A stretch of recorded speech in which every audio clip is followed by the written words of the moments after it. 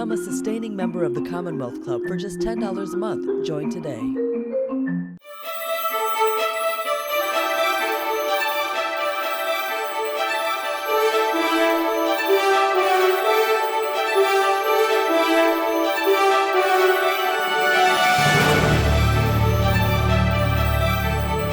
Hello, everyone, and welcome to today's virtual program at the Commonwealth Club of California. My name is Charles Duhigg. I'm a writer for the New Yorker magazine and the author of The Power of Habit and Smarter, Faster, Better.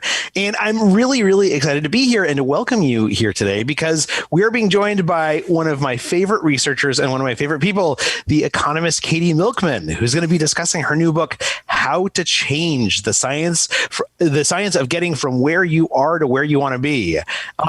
The reason why I was looking forward to this book so much is because Katie has spent her entire career studying behavioral change and to understand how to spur positive habits and how people actually manifest new behaviors in their lives. You might be familiar with her podcast, Choiceology, which focuses on the lessons of behavioral economics and how irrational decision-making can affect our future. And as the James G. Dinan Professor at the Wharton School of the University of Pennsylvania, there's no one better to ask about making good decisions about how to become successful. The thing about How to Change, and I actually have a copy of it here, I'm sure you're going to see this a number of times, is that it inspires us to create these new habits and to break these unhealthy cycles in our lives. So from things like eating badly to whether we exercise or not, or to procrastination, to finding purpose and success in our lives, oftentimes I think when I'm talking to people and in my own life, I found that these feel like insurmountable goals sometimes, right? That change feels sometimes impossibly hard. But through case studies and through personal narratives, and most importantly, by discussing her research and other people's research, Katie encourages people to achieve more, to understand how to change themselves and how change happens. And so we're going to be talking about that a lot today. We're going to be discussing actually a lot of topics in the next hour. And I want you to ask your questions too. And so if you're watching with us, I would totally encourage you to please put your questions in the text chat box on YouTube, and we will definitely be getting to them later in the program. And so let me start by saying, and in fact, throughout the program, so ask a question anytime. And let me start by saying, hi, Katie. Thanks for joining us today. Hi, thank you so much for hosting. I'm really excited to be doing it. No, absolutely. I've been looking forward to this for like a long time. Okay, so let me take a big step back and let me ask you this.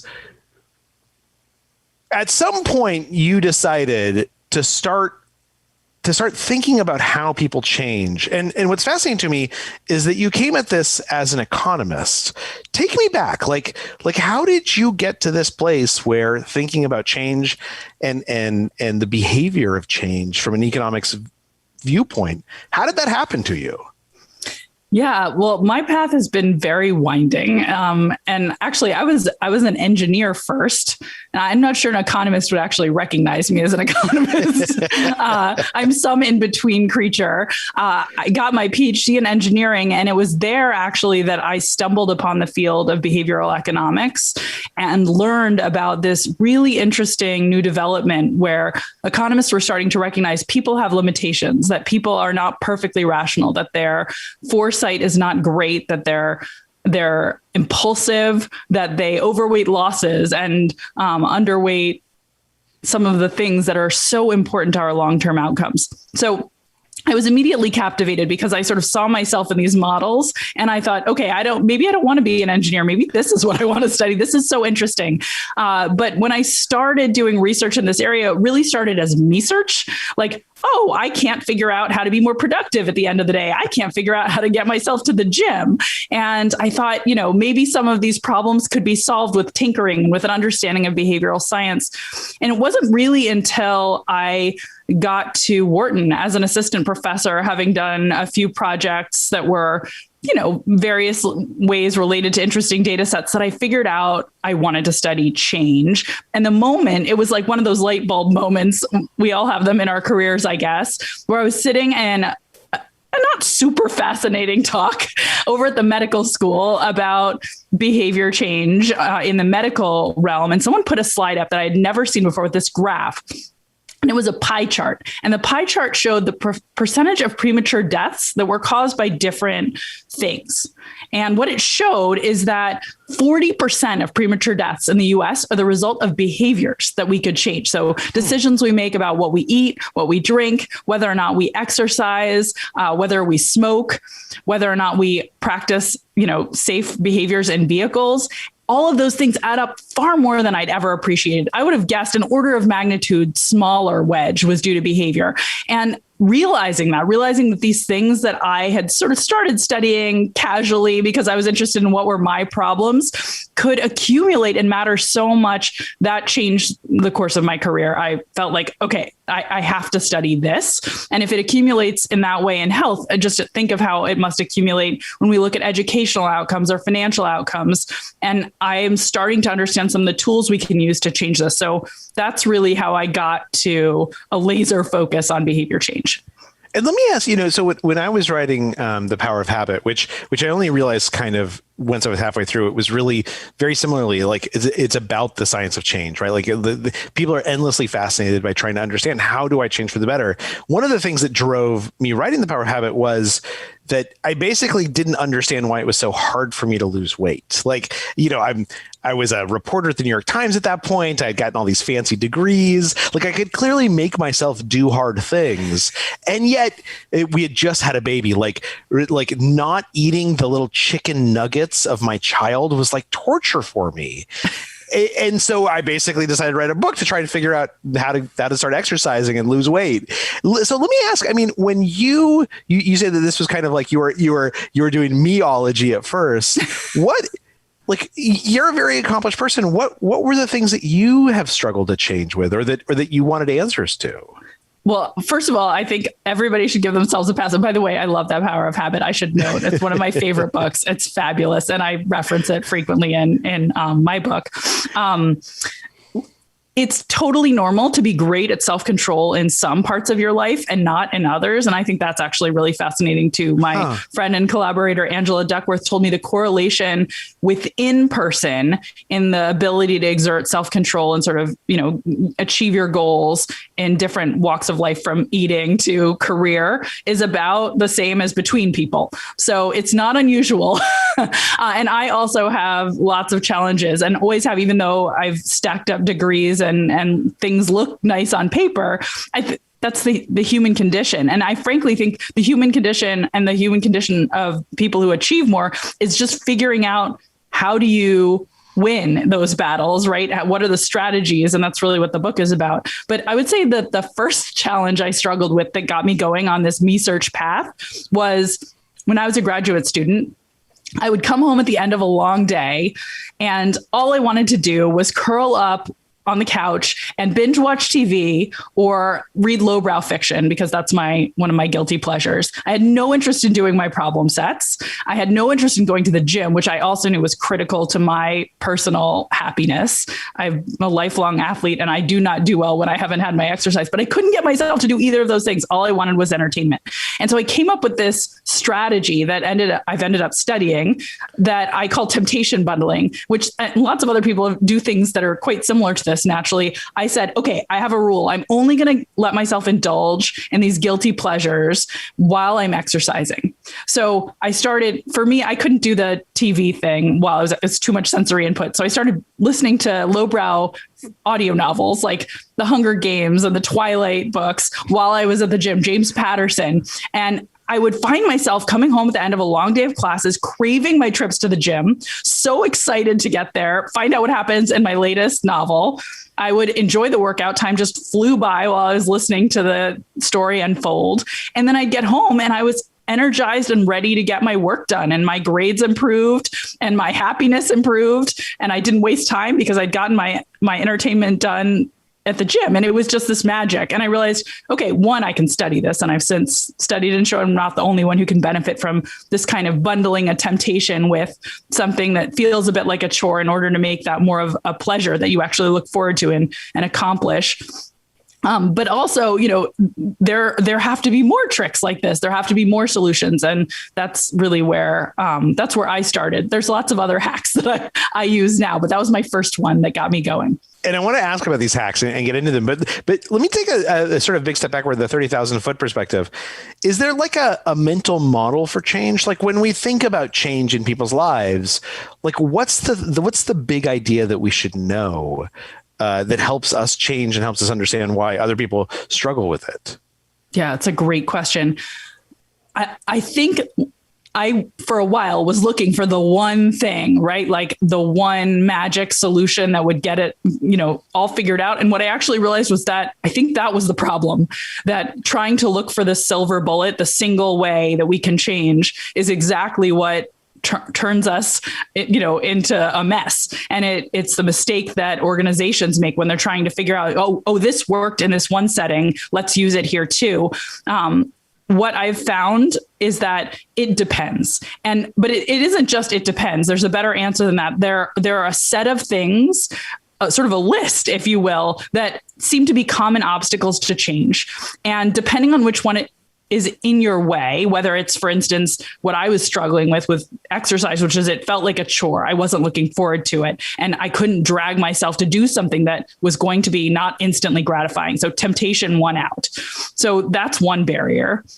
But it can also be, you're forgetting, or you're forgetful, or it's not the path of least resistance, or you don't have the self-confidence you need to actually achieve your goals. And once we recognize that there's a litany of different challenges and start to try to diagnose what is the obstacle in this particular situation, then science actually has a lot of value to add, because we know a lot about how to create change. It's just that things won't work all the time, because if you apply the wrong solution, you don't get a good outcome. It's sort of like, we get this in medicine, right? We get in medicine, if somebody goes to the doctor and they say, I have a headache, you want to figure out, okay, let's diagnose it. Do you have a brain tumor, or are you not getting enough sleep? And the solution is really different depending on those things. But with change, I think too often we've tried to apply this one size fits all balm. And instead we need to be more focused on diagnosing and tailoring our strategies to the problem. That's really interesting. And that makes a ton of sense. I guess, because what I hear you saying, and tell me if I'm getting this right, is that there is this instinct to try and simplify things, right? We think about starting to exercise and losing weight and not procrastinating. We say, well, I want to change it. Like they all seem like change, so they seem like they should be the same thing. But actually, like when we are able to break it down and specify, actually the obstacle for exercise is different than the obstacle that's causing me to procrastinate. That gives me a tool for actually applying the right solution to that problem, rather than just beating up on myself because I feel like if I just use willpower, I'll be able to push through it. Beautifully said. You should have written this book. and I want to, we got some questions coming in, which is great. And we're about to get to them. And before I do, there's one thing I wanted to ask about, which is that you open with this great story about Andre Agassi. Can you tell me tell me that story? Because I loved it as like a way to think about this topic. I love the opening story. Thank you for giving me the chance to tell it. I will say that I actually wrote the introduction to the book last, which I've learned is not that abnormal. I'm curious if you have ever done that with any of your books. I do that with all my books. That's all I do is yeah. Because the introduction, I find like I don't know enough until I'm done with the book to write the introduction. Oh, I'm learning. It was a circuitous road. I had a bad introduction, and then this introduction. I love the introduction. It's my favorite part of the book. I wrote it last. It's the story of Andre Agassi. And I'll say, personally, one of the reasons I love the introduction is also I was a serious tennis player growing up and a serious Andre Agassi fan, and realizing I could open with a story that I found so exciting was just, it's like magic. So the story that I tell at the beginning is a story that really comes from Andre Agassi's amazing autobiography, Open, which I also highly recommend. It's probably right here and I could hold that book up if I have a bookshelf right above me. The story is of a moment when his career really turned around. It was in 1994. He had a really rough period. His ranking had fallen. He was about 32nd in the world, if I'm remembering correctly. His coach had just left him. And this is a guy who everybody thought was going to be the best player. He was the young phenom. All the people he grew up with, Pete Sampras, Jim Courier, Michael Chang, were outperforming him. And everyone had expected him to be the star because he had so much raw talent. So things were really not looking good. And he had this dinner. He had it with another player, Brad Gilbert, who had just written a best-selling book called Winning Ugly. And Brad Gilbert, it was an interview to see if Brad Gilbert would consider coming on and becoming Agassi's coach. And the dinner started out with just a discussion, a diagnosis, like, what do you think? What do you think about Agassi's game? There was a manager there who was asking these questions. And Brad Gilbert said, look, if I had the raw talent you have, I would be number one in the world. And the reason that you're not winning more matches is you are not being strategic. You're just going out there. You have all these weapons. You're such a great player. You're using your raw talent and you're not thinking about your opponent and figuring out how to let them lose instead of you trying to hit winner after winner. You're not setting up the odds in your favor. And that was really the brilliance of his book that had become a bestseller. Brad Gilbert's book, Winning Ugly, was all about figuring out what are the ways that you can change a match in your favor. It's a book about strategy. And Agassi recognized the brilliance of what he was saying. He recognized himself in the description of him, of the way he played. And he decided to take Gilbert on. He changed his methodology on the court completely. And he went from unseeded in the US Open that year to winning the whole tournament. He rose to the number one rank in tennis and held on to that position for about 101 weeks over the course of his career. Wow. And of course, there were ups and downs, and he had his own personal challenges, which is a separate behavior change issue. But it was this moment when he recognized you have to understand your opponent in order to succeed. And that is really at the heart of behavior change too. It's a different opponent, right? It's not across the net from you. It's an inner opponent, but it's the same obstacle that if we just try to sort of take our best swing, our best shot, whatever shiny, attractive approach we read about in a new book that's a single approach, right? A silver bullet. It doesn't get us where we may want to be. But if we can be strategic and figure out the opponent, then we can get much further. Yeah, that makes a lot of sense. And I want to talk about those different tools in the arsenal to use for that. But before I do, I want to. A question came in from Crystal, which I think is really timely. So Crystal asks, and thanks for sending that in, Crystal. And feel free, anyone else, to type your questions into the little chat box there on YouTube. So Crystal asks, COVID made many of us develop new bad habits. Where is the line between be nice to yourself, you're just trying to survive, versus getting yourself to work out more or log off work at a decent hour, et cetera? And this is a hard one, right? Like if we are going to change, how do we decide what we should change and when we've changed enough? Such a good question. And, one research finding that comes to mind that I think is really relevant to this question is there's work showing that if we try to tackle too many challenges at once, and this is led by Steven Spiller of UCLA, he's shown that if you make a detailed plan for a bunch of different goals, it actually backfires because when you're taking on too many things, you can't prioritize and you can't focus on the thing that's number one. So I do think it is really important when thinking about change, not just to, be understanding of yourself, but actually to make sure you're not trying to do too much at once. That if there's a goal that's really important to you, that is the thing you focus on right now, and you set the other things aside until you get this under control. So I guess that would be my main piece of advice in this moment when we have formed lots of bad habits, and there's a lot. If you want to change, you probably wouldn't be here tonight with us or this afternoon if you're on the West Coast, if you didn't feel the need to change. But try to pick one thing. What's your top priority? Start there and don't beat yourself up about fixing all the bad habits. That makes a lot of sense. Yeah.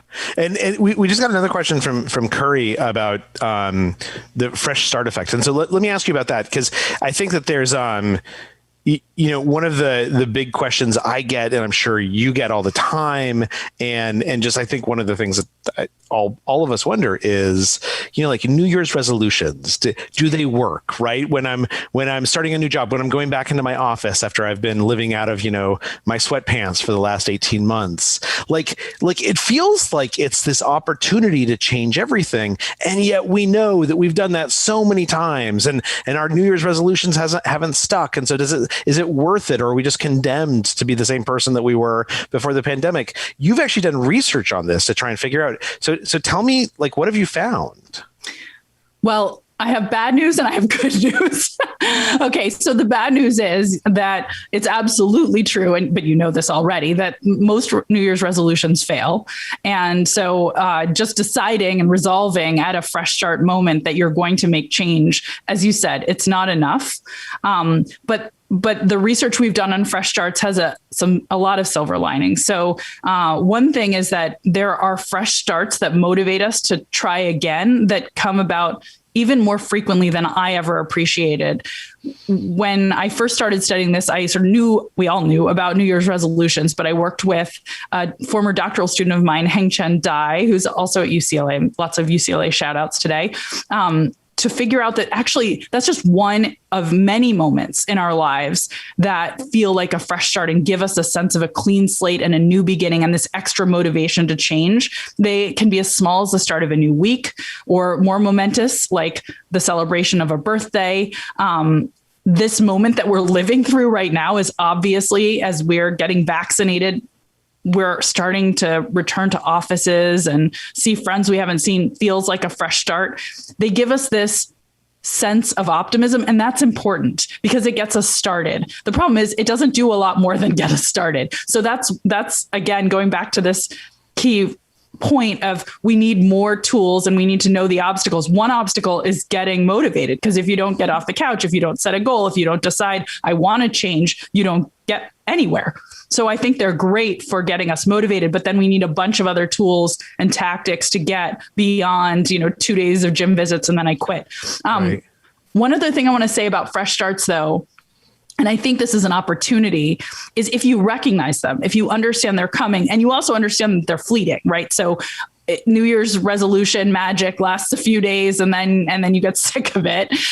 What you need to do is not only set up systems that can help, but when you feel that motivation, trying to think about one-time decisions that can carry you really far can be incredibly valuable. So for example, things like making sure you're enrolled in a 401k, or have had the cancer screenings you need to have, or that you've checked all the subscriptions that you're, being billed for automatically every month and are canceling them. Those are the kinds of things where just, one day when you're ready for a fresh start, some big action can carry you a long way. So I think fresh starts can be useful for that as well.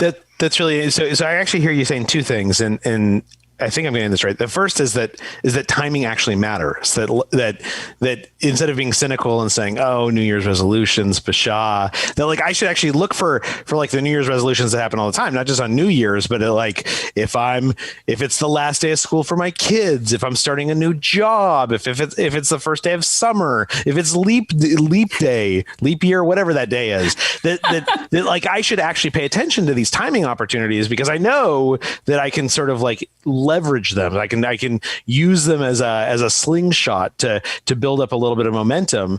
But then, because my instinct is on New Year's resolution is to talk about chronic things, right? I want to lose 20 pounds by the end of the year. But you're saying no. Actually, look for the thing I can do in 2 days, the decision I can make. That decision has an outsized impact, which is to go and say okay, on January 2nd is when I'm going to sign up for all my 401ks, or I'm going to make the appointment for my, all the procedures that I don't want to see if I have cancer, because they're terrible now that I'm 46. But they'll actually use that momentum of that special day for a big thing, as opposed to convincing myself that I'm going to diet every single week for the next 52 weeks. Exactly. That's exactly right. And, it's not to say that we can't also use them to start the goals that are recurring, because we do know a lot, and you've written about it and I've written about it. And, we do know a lot about habit and how to create those, and we can try to kickstart habits that will carry us forward. But there's this really big opportunity that I think we miss, exactly as you said, to try to do the thing that's a little effort on one day when you're feeling extra motivated that carries you a very long way. And you've talked a little bit. So, okay. So let's say it's January 2nd. I've done the big things that I know are going to filter through my life. But now I want to start attacking these small aspects of change, the chronic change that I want to create. And you've talked a little bit about temptation bundling, that what I want to do is I want to take something I really want and pair it with something I don't like very much, because that'll make me do the thing I don't want in order to get that thing that I really like, which I love. And in fact, I tell my kids to do this all the time. But what else do we know? Like if let's say I do want to change what I'm eating, all right, and I want to, in order to lose weight, should I just come up with a hard and fast rule? Should I say okay, every single day I have to stop eating at 4 o'clock and I can't have breakfast till 11? What do we know about how to create the types of change that it's hard to maintain? Yeah, it's a great question. Weight loss and diet change are so hard, and almost all of the obstacles to change actually come up on this one, right? From impulsivity and procrastination to habit to self-confidence. All of those things are actually part of them, and we have slip-ups and lose confidence. So that's a big part of the confidence challenge. So almost everything in the book is relevant to this one. So let me pick out one topic that I think is probably not familiar to most people and can be a useful tool, but it's just one of many. And the thing that comes to mind for me in thinking about this kind of goal is a commitment device. So commitment devices are tools that economists find very confusing, because they essentially boil down to treating yourself like a policymaker would normally treat you. So you're used to having somebody else say, I'm going to fine you if you drive too fast. I'm going to, set these rules that if you break them, you're in trouble. But you're not used to doing that to yourself. And that is actually what a commitment device is. It's you recognize you're going to have some self-control problem in the future. And you say, I need to set up some rules and parameters and some fines that are going to prevent me from going off track when I have the impulse to do so, because they're going to make it so costly that I'll realize, shoot, I'd better not do this. So there's different kinds of commitments. One kind is cash commitment. That's the easiest, most portable kind. And that means literally you put money on the line that you will forfeit if you fail to achieve a certain goal. So for example, if you're thinking about a weight related goal or a health related goal, it could be going to the gym, it could be pounds. You can go to one of these websites. There's websites like Stick, STICKK.com, and BeMinder. And I believe there are some others as well, where you can create a contract. You put money on the line that you will forfeit if you fail to achieve that goal, say going to the gym 3 times this week, or losing 1 pound on your scale, which will report back to it because you have one of these smart scales. You can choose a referee or a device that will report to the site on whether you achieved your goal. And then you can actually choose who will get the stakes. And this is kind of fun. On Stick, you can choose a charity you dislike that will receive the money. So they pick 2 charities on either side of a contentious issue, say the NRA and a gun control group. And you pick your poison so that it'll really sting and there's no silver lining if you fail. And there's research showing that these kinds of tools are very effective. They're not very popular because people are nervous about using them. That's a whole other topic. But when they're offered to people, they're very effective, even if a low take-up rate is what you see. So one of my favorite studies looks at a smoking cessation group, which is one of the hardest goals. I don't even touch on it much in this book because addiction it's a whole other level. But this tool is so powerful, it can address that problem. So this random assignment trial involved people who wanted to quit smoking, and they either got sort of a standard program or a standard program plus an opportunity to put money into an account that they would forfeit in 6 months if they failed a urine test for nicotine or codeine. And what they saw, the researchers found a 30% increase in successful quitting of smoking due to this offering. Now, most people didn't put money in the account. Most people didn't take it up, but the ones who did got so much benefit from it that it increased success rates. Now, I should note that sounds like a huge effect. It was something like 10% of people successfully quit to 13%. So it's not like, it's not like it's changing the world, but it is a really big relative effect. So why is that? Like, why? I mean, look, if I'm smoking, I know that I should give it up, right? It's not like I'm in my head, like there's any questions in my mind. Or if I say I want to lose 20 pounds and then I'm sitting in front of a pie, I know that I should not eat the pie. Like there's not like a bunch of like uncertainties around this question, but like why? Like what happens psychologically when I've said, okay, if I eat that pie, I'm going to, give $50 to, the American Nazi Party, this thing that I hate and despise. Why is that right? Why is that? That wasn't a contentious issue. Yeah, right. I'm not choosing one of them.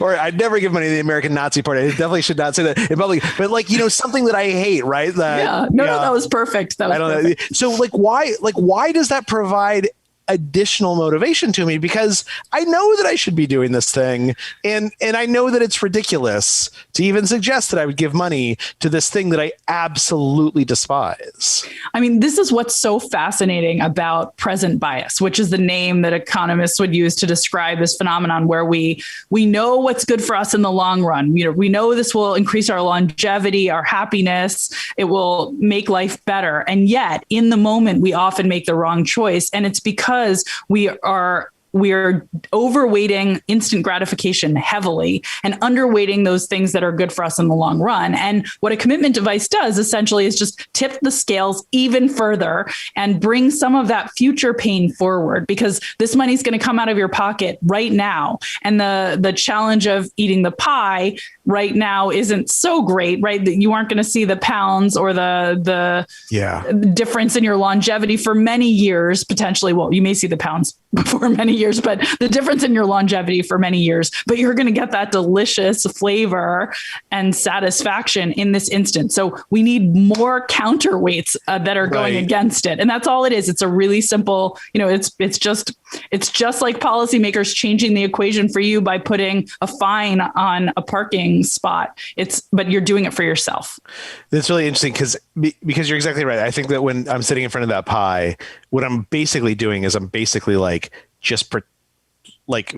pretending I'm not thinking about it, right? Like I'm going to eat this pie, but I'm sure I'm going to go run some other time and it's going to work it off. Whereas if I eat that pie and I know that those American Nazis who I despise are going to get like $30 of my dollars in the mail, it makes it much more visceral and much more present.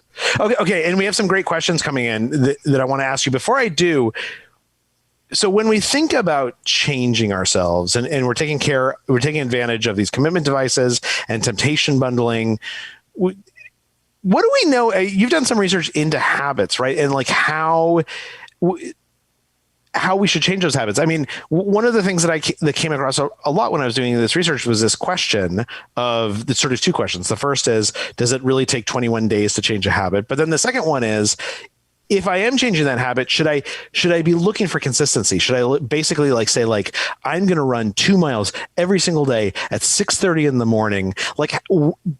How do we know about making this change something that's actually long lasting, as opposed to something that even beyond the fresh start, I might be enthusiastic for a month, for 3 months, but what I really want is I want this change to take hold for 5 years. Do we know anything about that? We do. We know a lot. Although I hope in 20 years we'll know even more. First, I love that you brought up the 21 days to build a habit, because Wendy Wood, who's a USC professor and the world's expert on habit, as far as I can tell, I don't know of anyone who knows more about this topic than she does. She explained to me that myth came from a study that she dug up that was of plastic surgery patients. And it was looking at how long it takes people to get used to a new look on their face. And somehow this myth has propagated that that's how long it takes to form a habit, based on completely irrelevant data as far as she can tell. So I think that's a fascinating one. So no, it does not take 21 days to form a habit. And the best research I have seen suggests that it's very dependent on the setting. In some work actually that I'm doing with an economist, Colin Kammerer at Caltech is leading the team. We have looked at how long it takes people to form habits in the gym, around going to the gym versus hand sanitizing, caregivers in hospitals, and seen really different trends. So much faster to build those sort of motor habits that where it's a high frequency behavior, like order of magnitude, a couple of weeks, whereas exercise habits seem to take maybe many months, in fact, to really stabilize. So it's context dependent, almost certainly. And 21 days is not a magic number, though it is a very funny explanation for where it comes from. And is there a lot of variability from person to person? Like, are there some people who huge variability? And is that true of change in particular? Like, are there some people who basically just are kind of change machines? Like, for whatever reason, they either know how to change or they have a genetic predisposition to be able to change more easily, or is it that everyone sort of has similar capacities, but some people have better tools than others? If I had to bet, and I don't have data that answers that exact question, I wish I did. If I had to bet, I would bet on some people have better tools than others, but certainly, some people are more effective. That, like, there's some nature nurture component of almost every skill. Right. But I think tools, we tend to underappreciate the value of tools. And again, I'm going to point back to something I mentioned earlier, this data that Angela Duckworth told me about that I find so fascinating, showing that within person differences across domains in effectiveness, exerting self-control or changing are as dramatic as between person differences. And so that suggests to me that it's not as if some people just have it all figured out and are change makers. Yeah. That's really interesting. Okay, so let me ask you this thing. So Nick had written in, and he said, what's the most inspiring or favorite story or case study that you discovered while writing this book? Oh, that's such a good question. It's actually a case study and story that I discovered while working on my podcast that found its way into the book. And it's the story of Nancy Strahl. And Nancy is, she lives in Oregon. She's amazing. And about 20 years ago, she had dropped her son and her husband at the airport. Her son was about 20 years old. They were going on a fishing trip to Alaska, and Nancy was looking forward to a quiet weekend at home alone. And she drove back and she started to feel nauseous on this drive. And she thought, maybe I have food poisoning. I'm not sure what's wrong. She went home, she lay down. And as the day went on, it got worse and worse. And she finally went to the emergency room. And the doctor told her that she was having a stroke. And when she woke up the next morning, she was paralyzed. And the doctors told her she was never going to walk again. Oh my gosh. And of course, like any of us in that horrible situation, Nancy wanted to know, is there hope? Is there anything I can do? It was incredibly important to her, as it would be to any of us, to regain her independence. And they told her there was a small probability that she could regain that independence and the ability to walk if she went through an absolutely grueling rehabilitation program, and that very few people complete this program, especially given where she lived, which was a rural area. She'd have access to inpatient care for a few weeks, and then she'd have to do the rest on her own at home. And so, Nancy made a little bit of progress in the hospital. Then she had to go home and figure out how to do these paper exercises by herself, motivate herself. And no matter, how motivated you are, it's brutal and it's tough. And she was depressed and she wasn't making progress. And then she got on the internet and she started doing some research on programs that could work for someone who lived in a situation like she did, where she was at home and needed to figure out a way to get through this on her own. And she found an experimental program from University of Massachusetts at Amherst that was using a new technique to gamify rehabilitation. And it was a program called Recovery Rapids, where you go through a video game where you feel like you're kayaking down a whitewater river and you're picking up pieces of trash from the water and you're doing different moves and you can advance to different levels. And Nancy enrolled in the program. She started doing this every day. She fell in love with it. and she slowly regained the ability to walk. And now she actually goes out and kayaks and rows every day. And she danced at her son's wedding. She takes care of her grandchildren. And she basically found a way to do this by finding a tactic to turn something that was just absolutely miserable, that so few people could persist on, into a source of fun. She found a way to make this rehab journey a joy by doing this whitewater rafting game that she loved, that became a big part of her life actually outside of the game. So that's one of my favorite stories of change. I think it's an amazing story. She's an amazing person, like exchanging emails with her and talking to her. She's just a delight, and it's such a wonderful, happy ending. But I also think it illustrates this really important principle that we take for granted, that Ayelet Fishbach of the University of Chicago and her former student Caitlin Woolley at Cornell have proven, which is we think when we need to achieve a new goal, the best way to go about it is just what's the most effective way to get to the end of this path? What's the most effective exercise I can do, the most effective diet I can try, or the most effective study methods? And if we take that path, we rarely persist.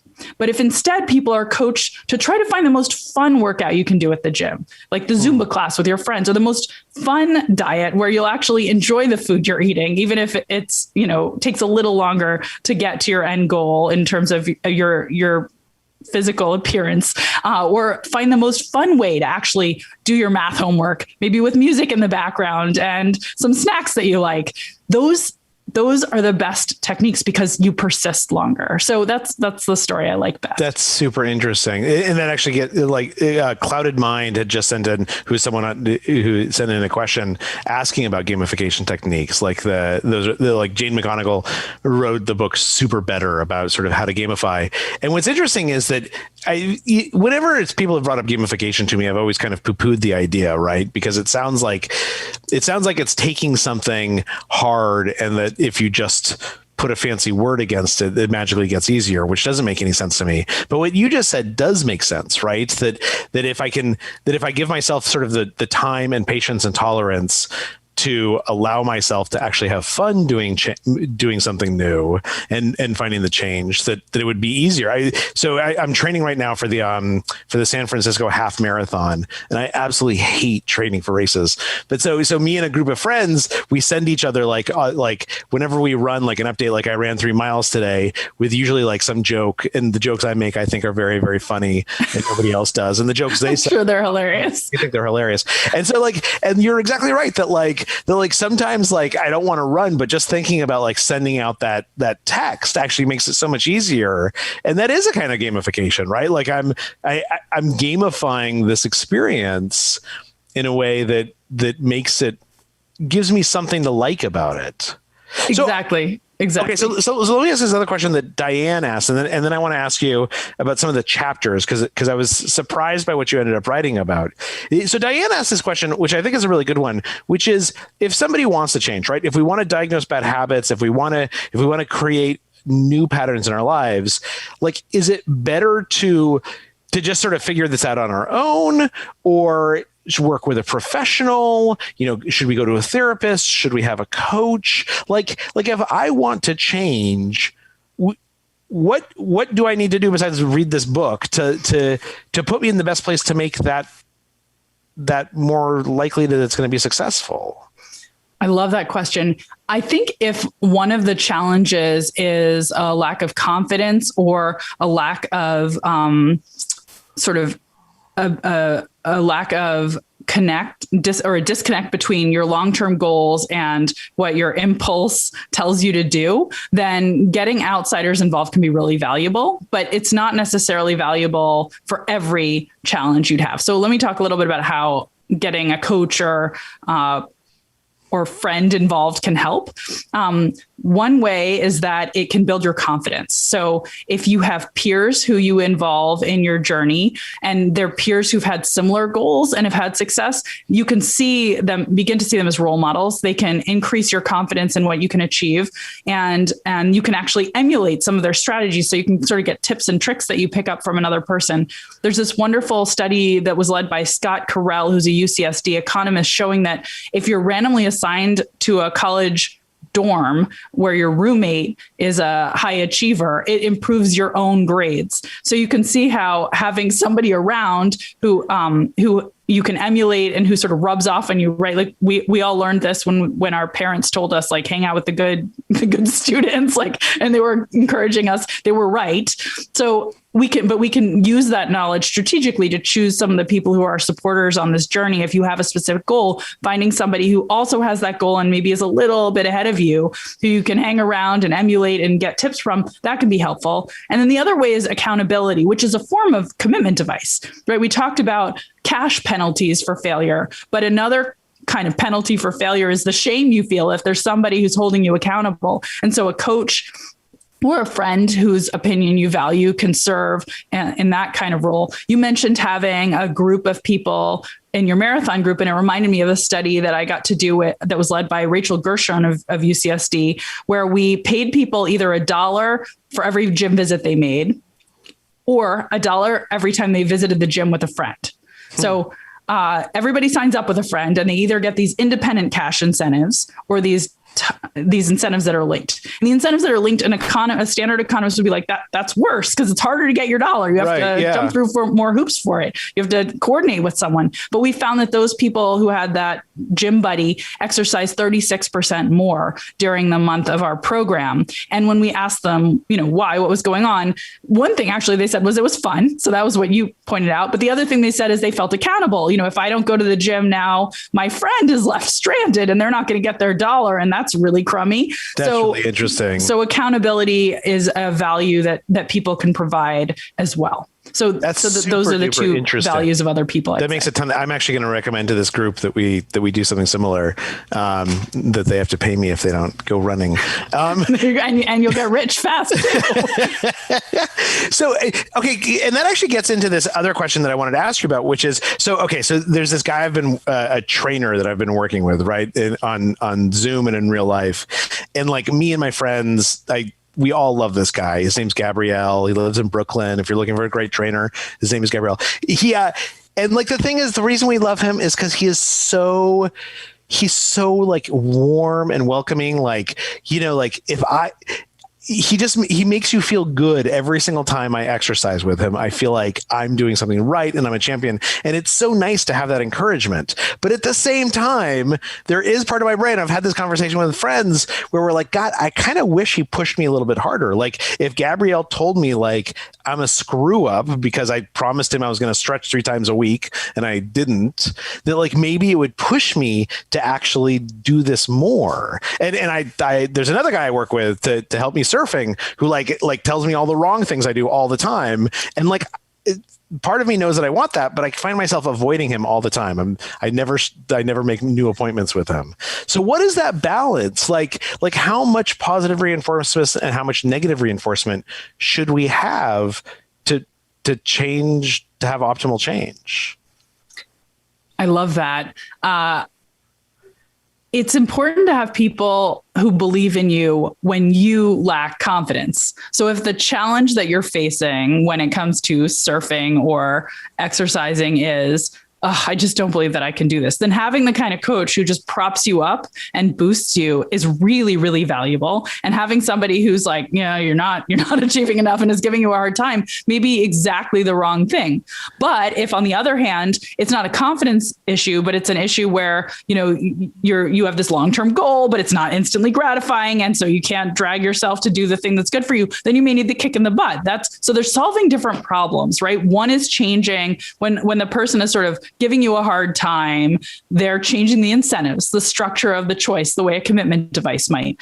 When someone is propping you up, they're changing your confidence. And so it depends which of these barriers you feel is a bigger barrier for you in this journey to change. What kind of coach is going to be, I think, the most appropriate and most useful? That's really interesting. Right. So it takes me thinking about it and figuring out where I am in my head. Like, do I need confidence or do I need accountability? And that actually sort of relates a little bit to this question that just came in from Alex, which is, Alex says, I've used the last year to make some healthy habit and lifestyle changes. But when I talk to friends and other people, I get these sarcastic responses like, well, that's really great for you, right? like, how should Alex think about that? Right. I mean, first of all, he should tell his friends to quit being jerks, but then I mean, our friend, like, it's natural, right? That like, when we don't want to be the person who's like, it's fantastic. I read this book, How to Change, and now I've lost 30 pounds and I like look amazing. And, I get all my work done all the time.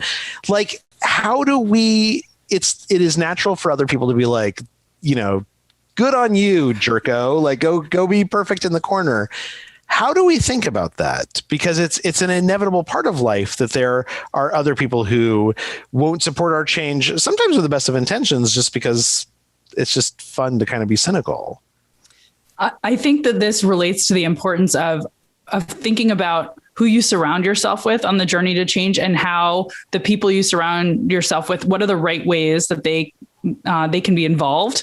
So let me tell you about some research that I think is really relevant to this on the power of having social support that sort of flips things in a different direction. I think this will answer the question in a roundabout way. So one of my favorite projects was led by Lauren Eskris-Winkler. She's going to be a professor at the Kellogg School at Northwestern starting in July. And she had this really interesting insight about the way we normally interact with other people when they're trying to change, which is if somebody else is struggling, we normally give them advice. And that can be actually really discouraging. And she had the insight that maybe it would actually be helpful if someone is struggling if we instead ask them for advice and ask them if they could serve as a mentor or a coach to someone else. And by doing that, we might boost their self-confidence, help them actually introspect about what would work for them, and put them in this position of giving advice so that they'd feel hypocritical if they didn't actually pursue their own advice. So we've done some random assignment trials showing that this helps. We did one study with kids in high school, and Lauren has done studies with other folks who are trying to achieve goals around health and wellness. And being put in the position of giving advice increases students' own grades, for instance. Okay, so how does this relate to the challenge of having friends who aren't supporting you? Let me just make sure I'm getting that right. So if there's a student who's like struggling in school, like he's struggling studying, or instead of helping that student figure out how, like, instead of telling him like, here's some advice on how to do better, I should go and I should say, hey, will you give Jim advice on how to study? Like, that's going to help.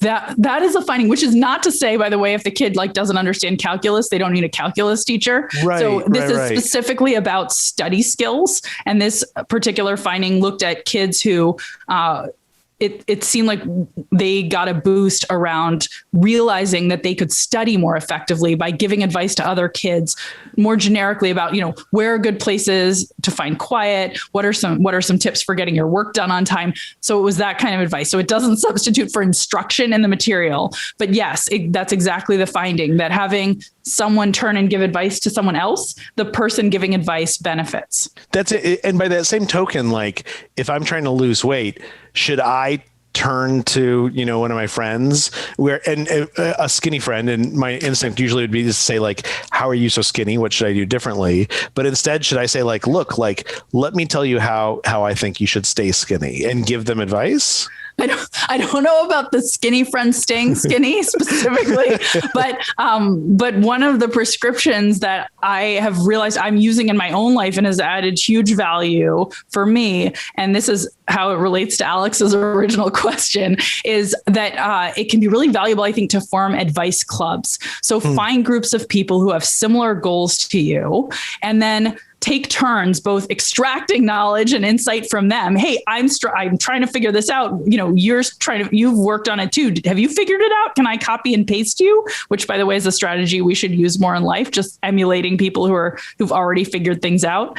And then second, they're going to come to us when they have a challenge. And when we get the opportunity to introspect, we're going to dredge up insights we might not otherwise have dredged up that are likely to work for us because they're personalized. They come from our own life and our own experience. And we're going to want to walk the talk later. And so when we face a similar challenge, we'll want to follow through by doing the same thing. So my advice to Alex about the group of friends who are not providing support is can you think about a different group, a group of people who have similar goals, who you could actually specifically agree you want to talk with about whatever those healthy goals are and maintaining them, and then give each other advice when you're looking for it. So they'll like hearing when you have successes because they'll feel like a part of that, since their successes, your successes will reflect their advice working well. And you'll also benefit by giving them coaching when they need help. So it's this magical win-win. And it's something I've done in my career and didn't even realize that all the ways I was benefiting from. And it's been magical having a group of, actually, in my case, other women who are also professors, also have similar goals about both doing original research, communicating with the public, having balanced, happy lives. And we have a special tagline. We'll email each other when we have a challenge that we're facing. We call it the No Club, actually. It's a long story. Try to help ourselves, not overcommit. But it's become so much more. And it's not only been amazing because I get insights from other people about, oh, that's such a good idea. I should do that. Thank you for helping me solve this problem. But I get a cheering squad because they're invested in my success. I'm part of a cheering squad because I'm invested in their success, which is, by the way, something we all love and value, that kind of social network. And when I give advice, I'm actually gaining insight that I use. That's super interesting. So that actually gets to another question that Diane asked, which is, okay, so if I want to if somebody wants to change, I sort of know I should give them advice. I should ask them to give me advice or give someone else advice. If I'm trying to change, I should counterintuitively give advice to other people, but ask and be open to their advice, try and get into this club where we're giving each other advice.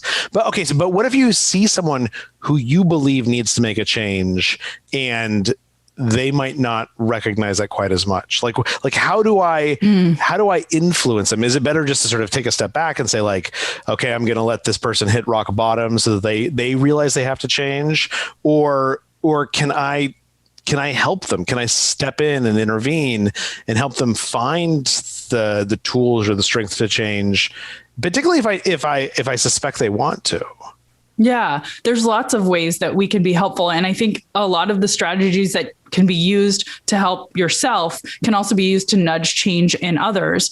Again, trying to figure out what is the barrier, and that is the first step. And then you can use different tools to try to help. So if the barrier is self-confidence, as we talked about, one thing you can do is ask them, what do you think? Put them in the position. If I have a student who's struggling, I can put them in the position of advisor to another student, right? And that's one way I can actually help them change. So you could ask this person, this hypothetical person who's struggling to change, and you think they might want to change, to give some coaching or support to someone else who you think has a similar goal.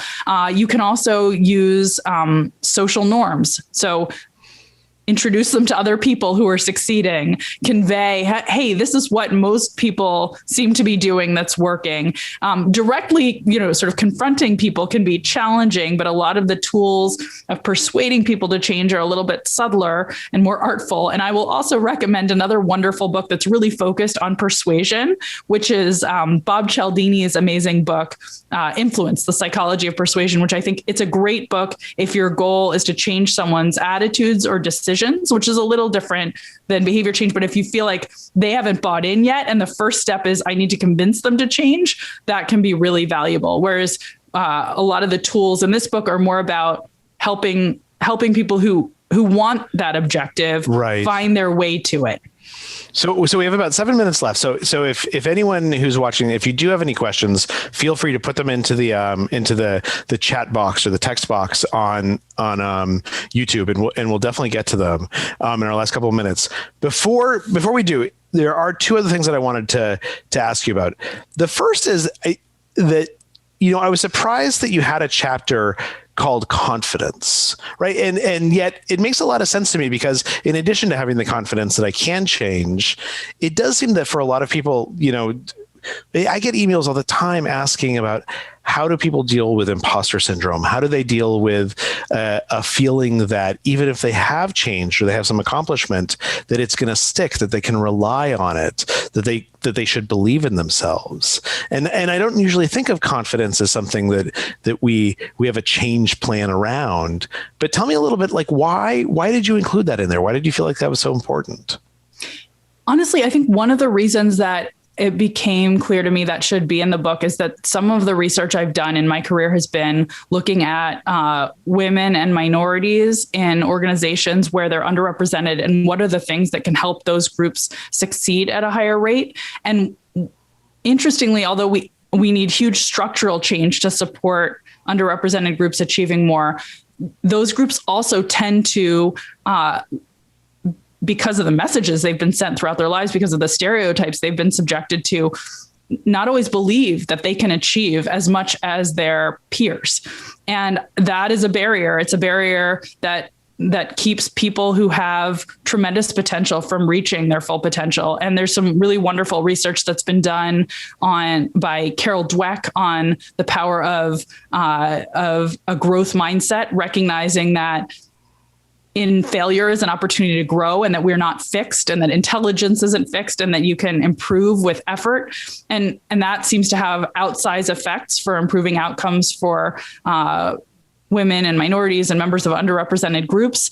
So to me, that became an important chapter to include because of, frankly, the social benefits, I think, of recognizing how can we shift decisions for people in these populations, for people who have not consistently been given messages and opportunities that they can achieve. And the belief is so important there. Yeah, absolutely. And what should we do? Whether it's something that we're suffering from, or whether it's something that we want to help someone else who we feel like is operating without the confidence that they ought to have. Like, what do we do to help build that confidence? Because you can't fake confidence, right? No, absolutely.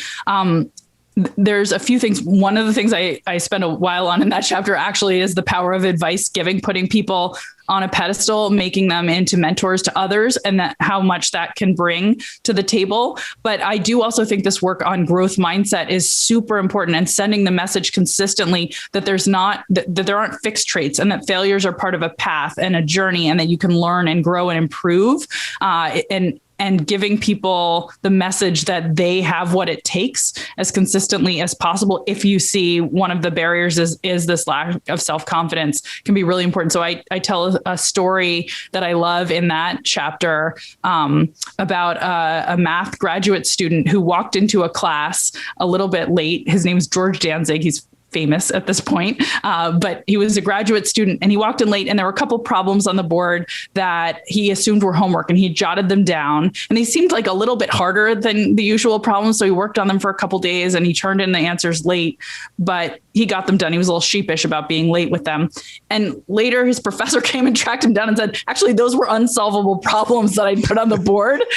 And just because he had thought they were homework and there was a solution, he was able to come up with a solution. And I think that does a really nice job. It's actually a story that I originally heard from Carol Dweck, who's the sort of giant in thinking about the research on growth mindset and how powerful it is. It illustrates that what we believe really matters to the outcomes we achieve. And there's lots of research. If you've heard of the placebo effect, that's exactly this effect where you believe a sugar pill is going to cure your headache or whatever you're suffering from. And placebos have this remarkable success rate because it's so powerful to expect something. It changes the way we pursue it, right? It's not just physiological. There are physiological effects literally, but it changes the way you do something. If you believe, for instance, and this is a really interesting study, you believe that the work you do as a housekeeper at a hotel is good for you because you're told it meets the CDC's recommendations for daily exercise, you actually get more benefits and you lose more weight doing that job. And it's not, I don't think it's magic. It's not my study, but I don't think it's magic. I think what's happening there is you code it differently. And I do this in my townhouse. Somebody pointed out to me every time I go up and down the stairs is passive exercise. And so I realized, I'll volunteer when we're on a roof deck having dinner. I'll run down and get the ketchup, or let me do an extra load of laundry because I get to take the stairs. So once you think about something differently, you pursue it differently. I think that's super interesting and super important.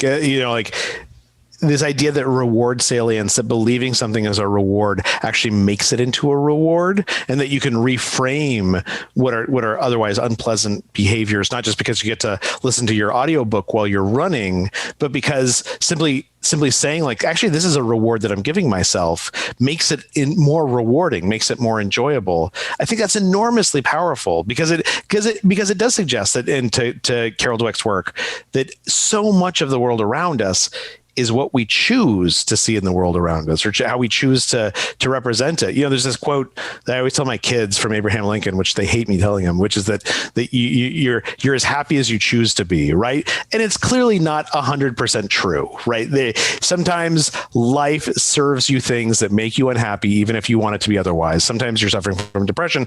Sometimes you live, as you pointed out, for disadvantaged communities. You live in a system that grinds you down or treats you unfairly.